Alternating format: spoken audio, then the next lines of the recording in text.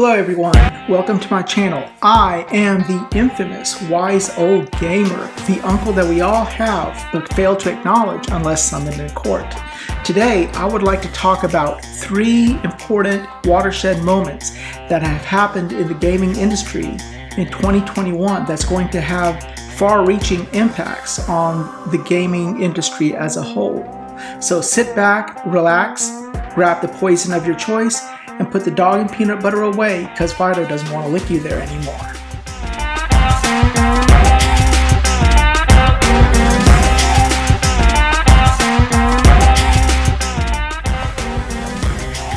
Thank you for coming out and watching my video. This is the Wise Old Gamer. This is my inaugural video.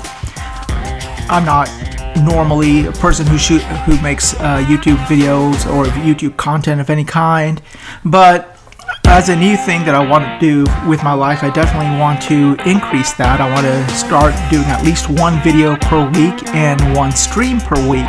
And as my schedule sort of alleviates or becomes a little bit more flexible, hopefully I can increase that as well. So I want to talk about 2021 and the effect it had on me as a person. I know some of you may know this, but for those of you who don't, I almost was not here for 2022. I had a major medical issue and I was in a medically induced coma for a while, and when I woke up, I could swear to God, life was totally different and the way I viewed things is just totally unique from what I was before, even in 2020. So I was thinking about the gaming landscape and I said, well, are there any watershed moments or pivotal moments that happened in 2021? And that's the thing.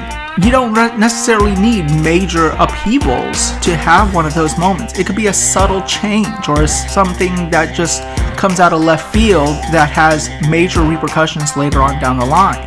And I boiled down to 3 major, you could say, watershed moments in the gaming industry. So I would like to talk about that, and if you like the video, please hit like and subscribe, and let's get into it. So the first watershed moment I would like to talk about is the launch of the Steam Deck. So as an Asian, I can say that our food is covered in spices, and I know what effect it has on my colon. So I can only imagine what the cuisine is doing for an entire population of 2 billion plus people there. So probably that's why mobile gaming is accepted as a viable way of playing games over there, whereas here we just don't see it as such. When the Switch was launched, we saw the potential it had. It offered us portability and it offered us games that we typically saw on consoles. And while the console was great for playing less stressful Nintendo type games, the games that we like to play, like The Witcher 3 or, for example, Overwatch or Call of Duty, just did not run as well on the Switch. There was performance hits or resolution hits. I don't mind watching my Overwatch porn on Pornhub at 30 frames per second, but if I'm actually playing the Overwatch game, I would want to play it at a minimum 60. So when we heard about rumors about a Switch Pro or a Switch 2, whatever you want to call it, it was very enticing. Now you had sort of the best of both worlds. You had portability and you had power to play these third-party games that we typically find on our consoles. So when the Switch OLED was released, you can imagine how disappointed generally gamers were, especially in America. To quote my wife, what she keeps telling me over and over again is that what was promised was not what was delivered. So when Valve announced the Steam Deck, that really had all us gamers just salivate. It made us wet. We're talking about 2 levels of Depends wet. Now we had a device that can give us power and portability. here you had a system with 2 gigabytes of RAM and was able to power through most games at 60, even though the resolution may not be the same as your 4K TV. But when we're playing it handheld, I don't think that resolution would have mattered as much. So the Steam Deck really shows a lot of promise in this avenue, especially as Game Pass gets bigger and bigger, and whatever Sony decides to launch as their Game Pass alternative. If we can play those on the Steam Deck with minimal intrusion, I think that's going to grow the acceptance of mobile gaming as a viable way of playing games, especially games that we as hardcore gamers like to play. I mean, I guess the best way to describe the Steam Deck is the way you would describe, my wife describes a vibrator. It is portable and it has the power to finish the job. The second major turning point in 2021 that happened was basically PlayStation's admission that it's frustrated with its current business model. So let's call a spade here. In the prior generation, PlayStation was king. Microsoft was not competing, and they pretty much PlayStation had their way with things. They could do whatever and they could do no wrong. Now, in that generation, we got some stellar releases, be it Ghost of Tsushima or Last of Us 2. Yes, I like The Last of Us 2. And Spider-Man would be another one. But going from that generation to this generation, I think Sony thought more of the same would just work wonders for them. They increased the price of the PS5 games, and they went on record to say that that the subscription model that Microsoft was doing with Game Pass just was not viable for their types of games. And to be honest, when they said that, it sort of made sense. I mean, Mike Colin, just like me, likes regular big releases. So PlayStation was giving that, and maybe with $70, that was just the only way I could get those big releases. But when PlayStation was either forced or willingly put MLB The Show on Game Pass, that was their canary in the coal mine. They saw the benefits that a subscription model can have. They saw that overnight their engagement numbers were almost double the prior version. So yeah, they were not really willing to accept it and like Microsoft does and say, okay, day and date releases. But this is what got their minds churning. And Jim Ryan, we know, loves money, like any CEO should, because that's what a corporation does. They need money. That's what they want. So that's what I think forced Jim to start twerking in front of the PC crowd and saying, okay, we're going to start making these games for you guys as well, like Microsoft does. And then later on this year, he came on record, Jim Ryan came on record and said that he gets frustrated that he has these great games but only 20 million people will see it. And he wants to increase the user base. And that is signs that Sony is going to do something in the vein of Game Pass, whether it is increasing PlayStation Plus or merging PlayStation Plus and PlayStation Now. Do I think initially they'll put their day and date major releases onto their streaming platform like Microsoft? Well, obviously no, I don't think they're going to do that. But the writing's on the wall. They know that this is their end goal, and that's what they're going to be building towards. So I would not be surprised towards the end of this generation to see PlayStation also offer their day and dates on their streaming platform, whatever they so choose to call it. And it all started when MLB The Show showed Sony the benefits of a streaming model. So, in my opinion, the last watershed moment, and probably the most significant, was the inclusion of 85 plus Metacritic games into Game Pass. So, let me elaborate. In their videos recounting the 20 years of Xbox, the Xbox leadership were talking about the transition that they had between the difficult transition between the 360 and the Xbox One. And Microsoft was pretty happy on their laurels at the tail end of the 360. They felt that they had won the war, or this console generation, that generation at the time, from Sony, and they thought they were untouchable.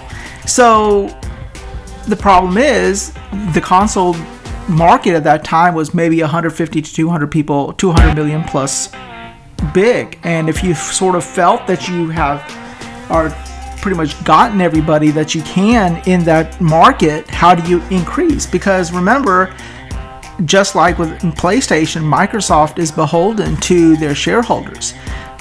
As a shareholder of stocks, not a significant amount, but I do have stocks in Microsoft and Sony and Nintendo. As a shareholder, we're like that old Janet Jackson song. I know you loved me back then, but what have you done for me lately? So Microsoft was trying to figure out a way of growing their user base. So they looked at the success of the Nintendo Wii at that time, and that's why they made their Kinect. And for a time, that was doing pretty good. But the problem is that most game companies make money off of the games. The hardware is just a vector for that. But the attach rate for the Wii was just pathetically low, because most of the people who bought it only bought it for Wii Sports. And same thing for Kinect. People bought the Kinect for Kinect Sports, and they didn't really buy much of the other products. And then they had a population of gamers like me, the couch potatoes, who were sitting around and they didn't want to go up and start dancing to Star Wars songs and stuff. I mean, look at me. I got a stomach. I don't do dancing. So how do you approach or reach somebody like me who wants to sit on his ass all day? Well, that's where the Kinect integration to TV sort of came into play.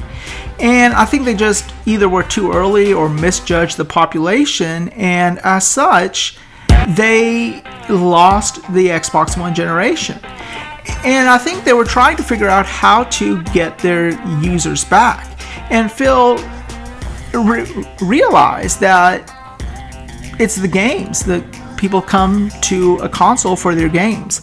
So how do you get people to first buy the Xbox? Because in the PS4 generation, we started building up our digital libraries. So for those people who moved to the PlayStation 4 and started collecting digital games, it was just not an easy prospect to have them switch from one console to the other.